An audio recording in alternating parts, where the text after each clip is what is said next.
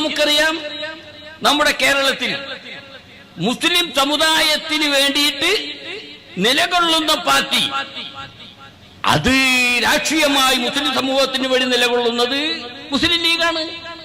ഭഗവാൻ ഗുരുവായൂരപ്പൻ എൻ്റെ മനസ്സ് കാണുന്നു, ഞങ്ങൾ മനസ്സ് കാണുന്നു. അദ്ദേഹം തീർച്ചയായും അനുഗ്രഹിച്ചിട്ടുണ്ട് എന്നാണ് ഞാൻ കരുതുന്നത്. ഈ രാഷ്ട്രീയ കുചേലന്റെ അവിൽപ്പൊതി ഭഗവാൻ സ്വീകരിക്കാതിരിക്കുകയില്ല എന്ന് എനിക്ക് നല്ല ഉറപ്പാണ്. നമ്മുടെ കേരളത്തിൽ മുസ്ലിം സമുദായത്തിന് വേണ്ടിയിട്ട് നിലകൊള്ളുന്ന പാർട്ടി, അത് രാഷ്ട്രീയമായി മുസ്ലിം സമൂഹത്തിന് വേണ്ടി നിലകൊള്ളുന്നത് മുസ്ലിം ലീഗാണ്. അതിന് തെരീക്കത്ത് ഉണ്ടാക്കണ്ടല്ലോ. ഏതെങ്കിലും തെരീക്കത്തിന്റെ ഇമാമുമാരെ പിന്തുടരേണ്ട ആവശ്യമില്ല. ഒരു തെരീക്കത്തിന്റെ ഒരു ജില്ലയിലും എന്തിനാ ഇത്ര ഈ മുരീദന്മാരായി നടക്കുന്നത്? എന്തിനാ അതിന്റെ ആവശ്യം? നേരിട്ട് പടത്തോട് പറഞ്ഞാൽ പോരെ. ഞാനതിന്റെ ആളാണ്. അപ്പൊ അതുകൊണ്ട് നാസർ സാഹിബ് മലയാളത്തിൽ പറഞ്ഞു, ഇടയാളന്മാർ വേണ്ട. നമുക്കറിയാം, നമ്മുടെ കേരളത്തിൽ മുസ്ലിം സമുദായത്തിന് വേണ്ടിയിട്ട് നിലകൊള്ളുന്ന പാർട്ടി, അത് രാഷ്ട്രീയമായി മുസ്ലിം സമൂഹത്തിന് വേണ്ടി നിലകൊള്ളുന്നത് മുസ്ലിം ലീഗാണ്. ഇങ്ങനത്തെ ഈ ബോധ്യമാരപ്പിപ്പോട് ഇങ്ങളൊരു പാർട്ടിയല്ലേ? ഏതെങ്കിലും ബോധ്യന്മാര് അന്റെ മുസ്ലിംമാര് ആരെങ്കിലും പോയപ്പോ ഓരെ പോയിക്കാട് എന്തിനാ ഈ തൊക്കണ്? നിങ്ങൾ CPM എന്നൊരു പാർട്ടിയല്ലേ? ഒരു അന്തസ് വേണ്ടേ? ഏറ്റവും ഭൂരിപക്ഷം ഹിന്ദു സമുദായത്തിൽപ്പെട്ട ആളുകളുടെ ഒരു പാർട്ടിയല്ലേ? ഇല്ല, മോദിയന്മാരെ പോയി തക്ക. പിണറായി വിജയൻ മുഖ്യമന്ത്രി പോയിട്ട് എന്താ ചെയ്യുന്നത്? പൗരത്വത്തിന് പോയി മൂപ്പിന് പള്ളിക്കാ കത്തിപ്പറ്റോടെ ഈ മോദിയന്മാരെ പിന്നെ ഇങ്ങൾ നടക്കണം. എന്നാലും ഞങ്ങൾ സാധാരണ 4 മോദിയന്മാരെങ്കിൽ നാളെ ഞങ്ങളെ ചീത്തറിയുമ്പോത്തിന് ഞാനും നാളെ വിദ്യാഭ്യാസ മന്ത്രി എനിക്ക് ഇങ്ങളോട് കാര്യം പറയണം. നിങ്ങളൊരു നിലവാരമുള്ള മനുഷ്യൻ. മന്ത്രിന്റെ ആവശ്യത്തിന് ഞാൻ സ്വസ്ഥമായിട്ട് താഴത്തേക്ക് ഇങ്ങോട്ട് ഇറങ്ങി വരുമ്പോ മന്ത്രിന്റെ 2-3 സ്റ്റാഫ് ഇങ്ങനെ ഞാൻ വെച്ച് കാര്യപ്പെട്ട ആരെങ്കിലും പാർട്ടി പോളിറ്റ് ബ്യൂറോ ഏതെങ്കിലുമൊക്കെ ഒന്ന് സ്വീകരിക്കാൻ വരികച്ചു. അപ്പോൾ 2 മോദിയന്മാർ വരുന്നു. അതിങ്ങനെ ലിഫ്റ്റ് കയറ്റിട്ട് ഇങ്ങനെ കൊണ്ടുപോകണം. ഞാൻ എല്ലാവരും ബാക്കിൽ പോയി നോക്കി. ഉള്ളൊക്കെ മന്ത്രി അടിച്ചപ്പോൾ മന്ത്രിന്റെ പ്രൈവറ്റ് റൂമിൽ കൊണ്ട് എന്തിനാ ഇതൊക്കെ എന്താണ്? നമ്മുടെ കേരളത്തിൽ മുസ്ലിം സമുദായത്തിന് വേണ്ടിയിട്ട് നിലകൊള്ളുന്ന പാർട്ടി, അത് രാഷ്ട്രീയമായി മുസ്ലിം സമൂഹത്തിന് വേണ്ടി നിലകൊള്ളുന്നത് മുസ്ലിം ലീഗാണ്. ആ ദീന് ഇന്ന ആളെയാണ് ഏൽപ്പിച്ചത്, അവര് പറഞ്ഞാ മതി എന്ന് പറഞ്ഞിരുന്നോ? ഒരു പ്രത്യേക കൂട്ടരെ ഏൽപ്പിച്ചിരുന്നോ? ഇന്ന ആളുകൾക്ക് ഈ പണി ഏൽപ്പിച്ചു കൊടുത്തിട്ടില്ല. പൗരോഹിത്യത്തെ അവർ പടച്ചുണ്ടാക്കി. ഇന്ന ആളുകൾ പണ്ഡിതനോ മതമറിയുന്നവനോ പറയുന്നവനോ ആവണം, അങ്ങനെ ആരെങ്കിലും ഉണ്ടോ? അങ്ങനെ പൗരോഹിത്യമുണ്ടോ? ഇവര് കുറച്ച് ആൾക്കാർ വലിയ ശുചായികള്, ആകാശത്തു നിന്ന് നേരെ ഇറങ്ങിയ മഹോ സാധനങ്ങള്. എന്താണ് സ്നേഹമുള്ളവരെ ആദർശ സമ്മേളനം? ഒരു കാര്യം ഞങ്ങൾ പറയാം, മര്യാദയുടെ പേരും ചില കെട്ടുപാടുകളുടെ പേരൊക്കെ വെച്ച് ഞങ്ങൾ മിണ്ടാതിരിക്കുന്നു എന്നത് ദുർബലതയാക്കി എടുത്താൽ ആപ്പീസ് പൂട്ടിച്ചിട്ടേ പിന്നെ ഞങ്ങൾ ഈ പരിപാടി നിർത്തൂ എന്ന് നിങ്ങൾ മനസ്സിലായിക്കൊണ്ട്. എല്ലാരോടുള്ള വാക്കാണ്. എല്ലാത്തിനെയും പുകച്ച് പുറത്ത് ചാടിപ്പിച്ചിട്ടേ ഇത് നിർത്തൂ. പിന്നെ പറയാണ് നഷ്ടം വരികയാണ്. സൂക്ഷിക്കണം കേട്ടോ ഷാജി, എനിക്കൊരു ചുക്കില്ല. വോട്ടും കൂട്ടൊന്നും കാട്ടിയിട്ട് എന്നെ പേടിപ്പിക്കാൻ പറ്റൂല. ഷാജി തീരുമാനിച്ചാൽ ആ തല കെട്ടുണ്ടല്ലോ, അത് മുഖത്തും കൂടെ ഇട്ടിട്ട് നടക്കേണ്ടി വരും മാത്രമാണ് ഞാൻ പറയണത്, ബാക്കി പറയണില്ല. നമുക്കറിയാം, നമ്മുടെ കേരളത്തിൽ മുസ്ലിം സമുദായത്തിന് വേണ്ടിയിട്ട് നിലകൊള്ളുന്ന പാർട്ടി, അത് രാഷ്ട്രീയമായി മുസ്ലിം സമൂഹത്തിന് വേണ്ടി നിലകൊള്ളുന്നത് മുസ്ലിം ലീഗാണ്. ഇത്തരത്തിലുള്ള മതമൗലികവാദികൾ എന്നവരെ വിളിക്കാൻ പാടില്ല. മതഭ്രാന്തന്മാരെയാണ് CPM പ്രോത്സാഹിപ്പിക്കുന്നത്. ഒരു പുരോഗമന പാർട്ടി എന്ന് പറയുമ്പോൾ ഇതര മതസ്ഥരുടെ ആചാരങ്ങളിൽ പങ്കെടുക്കുന്നത് പോലും കടുത്ത കടുത്ത രീതിയിൽ വിമർശിക്കുന്ന ഇത്തരം ആളുകളെ സ്പോൺസർ ചെയ്യുന്നത് ആരാണെന്ന് നിങ്ങൾ മനസ്സിലാക്കുക. ഒക്കെ വരെ കൂടല്ല. അതേമാതിരി ഹൈന്ദവ ദൈവതങ്ങളെ ശിവനെയും പാർവതിയും ഒക്കെ നിന്ദിച്ച് പ്രസംഗം നടത്തുന്ന ആരാണ്? ഈ ഉമ്മർ ഫൈസി. തട്ടമിടാത്ത എല്ലാവരെയും ആഭാസത്തികൾ എന്ന് വിളിച്ച ആരാണ്? ഇതൊക്കെ വരെ ഇതിന്റെ പേരിലെ കേസിൽ നിന്ന് ഇവരെ രക്ഷപ്പെടുത്തുന്ന ആരാ? CPM. ഇവരാണോ മതം പറയാൻ യോഗ്യർ? ഇവർക്ക് എന്ത് യോഗ്യതയുള്ളത്? ഇത് ലീഗ് എന്ന നിലയ്ക്കൽ ഒരു മനുഷ്യൻ, ഒരു പൗരന് നിന്ന് ഇവിടെ ഇരിക്കുന്ന നമ്മളെല്ലാവരും ഈ പ്രവണത നുള്ളണം. ഇത്തരക്കാർക്കെതിരെ മതനിന്ദ വെച്ച് കേസെടുത്തേ തീരൂ.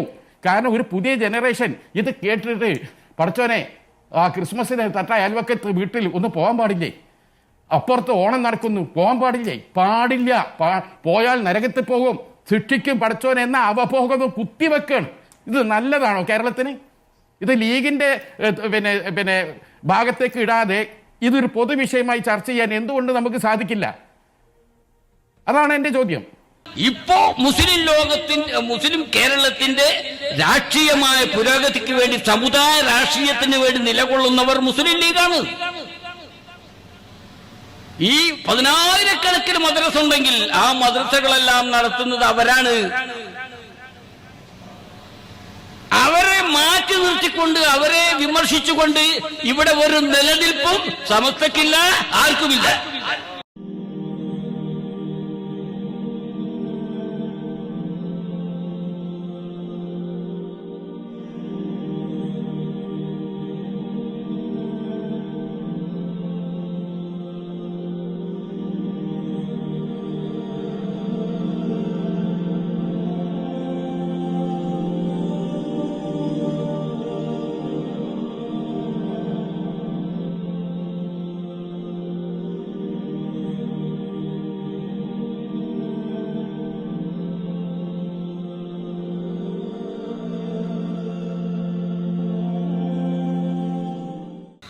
ഇത് നാം മനസ്സിലാക്കണം. ഈ വളരെ വൈകിയ സമയത്ത് കടന്നു വന്നവർക്ക് ഇതൊന്നും അറിയില്ല. വൈകി വന്നവരുണ്ടല്ലോ, അവർക്ക് ഇതൊന്നും അറിയില്ല. 974 മുതൽക്ക് ഞാൻ കെ റഹ്മാൻ പറ്റി, അതുപോലെ ഇവിടെ ഇരിക്കുന്ന ഉസ്താദുമാർ, ഇവരെല്ലാം ഈ സമസ്തക്ക് വേണ്ടി സുന്നത്ത് ജമാഅത്തിന് വേണ്ടി പ്രവർത്തിച്ചുകൊണ്ടിരിക്കുന്നതാണ്. അതിനുശേഷം 10, 20, 30 വർഷങ്ങളൊക്കെ കഴിഞ്ഞിട്ട് പലരും വന്നു. പണ്ടത്തെ 14 കൊല്ലം ഞാൻ 5 ടൈമിലായിട്ട് 14 കൊല്ലം വെറുതെ ഇരുന്നു. ഒന്നും ഉണ്ടായിട്ടല്ല, എനിക്കതൊന്നും പ്രശ്നമില്ല. വെറുതെ എന്ന് വെച്ചാൽ നമ്മളെ പരിപാടി കിടക്കുന്നുണ്ട്, ബുക്കും മറ്റൊക്കെ നടക്കും. ഈ ഗ്രൂപ്പിലില്ല രണ്ടിലും അങ്ങനെ തന്നെ. അങ്ങനെ പിന്നെ എപ്പിലും പോകുന്ന കണ്ടപ്പോഴാണ് പിന്നെ അവര് വീണ്ടും വന്നത്. വണ്ടിയിൽ വൈകി കയറിയവരല്ല ദിശ നിർണയിക്കേണ്ടത്. അങ്ങനെയാണല്ലോ, വണ്ടിയിൽ വൈകി കയറി, എടുത്ത് ബൈക്കിന് കയറി അവന്ന് അങ്ങോട്ട് വിടുന്ന് പറയാൻ പറ്റൂല. ആദ്യം കയറിയവരുണ്ടാവും, അവര് പറയുന്നിടത്തേക്കാ വണ്ടി വിടേണ്ടത്. താങ്കൾ പറഞ്ഞവർ നിർണയിച്ചു തന്നത് തന്നെയാണല്ലോ കൊടിയ വിദേഹത്തുകാരനായ ടൂട്ടക്സ് ഇബ്രാഹിം ഹാജിയുടെ മയ്യത്ത് നമസ്കരിച്ചതും പിന്നെ സുന്ദരിയായ പത്രപ്രവർത്തകയുമായിട്ട് കോഴിക്കോട് ഓഫീസിൽ രഹസ്യമായി ഇരുന്ന് ചുണ്ട് ചുവപ്പിച്ച് സംസാരിച്ചതും ഒക്കെ. അതൊക്കെ മതി നിങ്ങൾക്ക്. എൻ്റെ 31-ാം തീയതി ഇന്നലെ നടന്ന പ്രസംഗവും അതിനുശേഷമുള്ള എൻ്റെ ഒരു വോയിസും അത് ചില ആളുകൾ തെറ്റിദ്ധരിപ്പിച്ചുകൊണ്ട് പല നിലക്കും സോഷ്യൽ മീഡിയയിൽ പ്രചാരണം ചെയ്യുന്നുണ്ട്. ഞാൻ പ്രത്യേകിച്ച് ഇന്ന് പറഞ്ഞത് അത് ജിഫ്രി തങ്ങളെ സംബന്ധിച്ചാണെന്നും മറ്റുമുള്ള ഒരു പ്രചാരണമുണ്ട്. അത് ജിഫ്രി തങ്ങളെ സംബന്ധിച്ചും ഒന്നല്ല, അത് പലരും ആ കൂട്ടത്തിലുണ്ട്. ആ നിലക്കാണ് അത് പറഞ്ഞിട്ടുള്ളത്. അത് എന്നോട് സംസാരിച്ചതിൻ്റെ അടിസ്ഥാനത്തിൽ ഞാൻ അയാൾക്ക് കൊടുത്ത മറുപടിയാണ്. ആ മറുപടിയിൽ പ്രത്യേകം തങ്ങളെയോ ആരും ഉദ്ദേശിച്ചിട്ടില്ല. അത് അയാൾ ഇങ്ങോട്ട് പറഞ്ഞതിൻ്റെ അടിസ്ഥാനത്തിൽ അയാൾ സംസാരിച്ച ചില ആളുകളെ ഉദ്ദേശിച്ചുകൊണ്ടാണ് ഞാൻ അതിൽ പറഞ്ഞിട്ടുള്ളത്. അത് അയാൾ സ്വന്തമായി എടുത്തിട്ട് പിന്നെ തങ്ങൾക്ക് ഇതിലും മറ്റുമാണെന്നുള്ള കുപ്രചാരണം നടത്തുന്നുണ്ട്. അതിലാരും വഞ്ചിതരാകാൻ പാടില്ല. പിന്നെ ഇബ്രാഹിം ഹാജിൻ്റെ പേരിൽ മയ്യിത്ത് നമസ്കരിക്കുക എന്ന് പറഞ്ഞാൽ അത് സുന്നികൾ പലരും നമസ്കരിച്ചിട്ടുണ്ട്. പിന്നെ പത്രപ്രവർത്തക സുന്ദരിയായ പത്രപ്രവർത്തകർ സംസാരിച്ചു എന്ന് പറഞ്ഞാൽ ഇപ്പോഴത്തെ സംഭവമല്ല. പണ്ടൊരു നൂർബിന എന്ന് പറഞ്ഞ സ്ത്രീ മത്സരിച്ച ആ സമയത്തുമായി ബന്ധപ്പെട്ടാണ്. അപ്പോൾ ഇയാൾ പറഞ്ഞതിൻ്റെ അടിസ്ഥാനത്തിൽ ഞാൻ അയാൾക്കൊരു മറുപടി കൊടുത്തതാണ്. അവിടെ തങ്ങളൊന്നും പ്രത്യേകിച്ച് ഞാൻ ഉദ്ദേശിച്ചിട്ടില്ല. തങ്ങളെ അതിൽ ഉദ്ദേശിക്കേണ്ട ആവശ്യമില്ല. അയാൾക്ക് കൊടുത്ത മറുപടി അയാളോട് യോജിക്കും വിധത്തിൽ കൊടുത്തതാണ്. ആരും തെറ്റിദ്ധരിക്കാൻ പാടില്ല. അസ്സലാമു അലൈക്കും.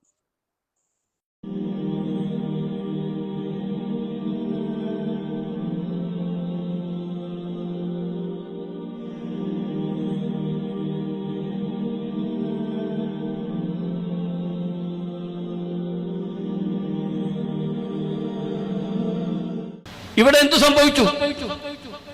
ഒരു പ്രശ്നമുണ്ടായപ്പോൾ സമസ്ത 289-ൽ 2 അങ്ങനെ മറുചേരിയിലുള്ളവർക്ക് വളരെ വലിയ ശക്തിയാണ്. രാജ്യത്തെ വലിയ രാഷ്ട്രീയ പാർട്ടിയൊക്കെ അവരെ കൂടെയുണ്ട്. സാമ്പത്തിക ശേഷി അവർക്കുണ്ട്. ഗൾഫ് മുഴുവനും നടന്ന് പിരിക്കുന്നു.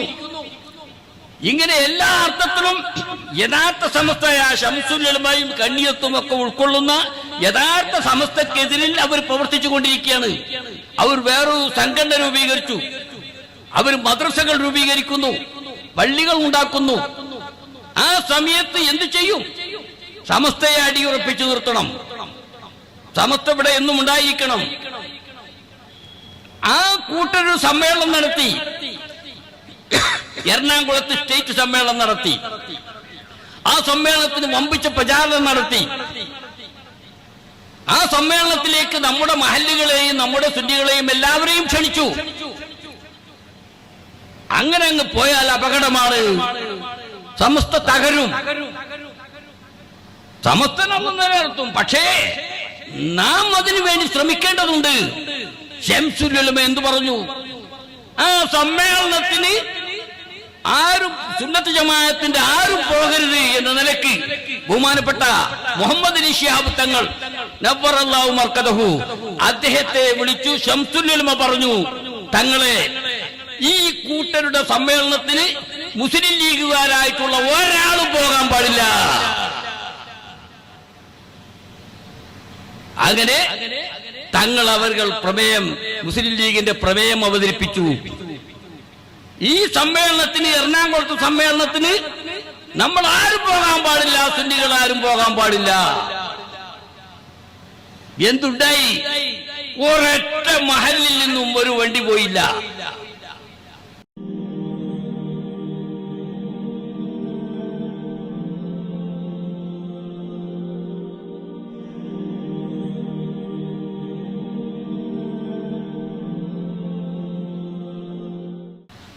പിന്നീട് മദ്രസകൾ ഉണ്ടാക്കിയപ്പോൾ സമസ്തയുടെ മദ്രസകൾ ഒരൊറ്റൊന്നും അവർക്ക് ലഭിച്ചില്ല. സമസ്തയുടെ പള്ളികൾ ഒന്നും ലഭിച്ചില്ല.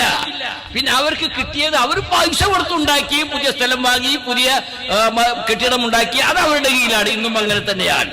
സമസ്തയുടെ പരമ്പരാഗതമായിട്ടുള്ള പള്ളികളും പരമ്പരാഗതമായിട്ടുള്ള മദ്രസകളും സ്ഥാപനങ്ങളും അത് 99% അത് ഇന്നും സമസ്തയുടെ കീഴിലാണ്. അപ്പുറത്തുള്ളവര് ചില്ലറക്കാരായിരുന്നില്ല.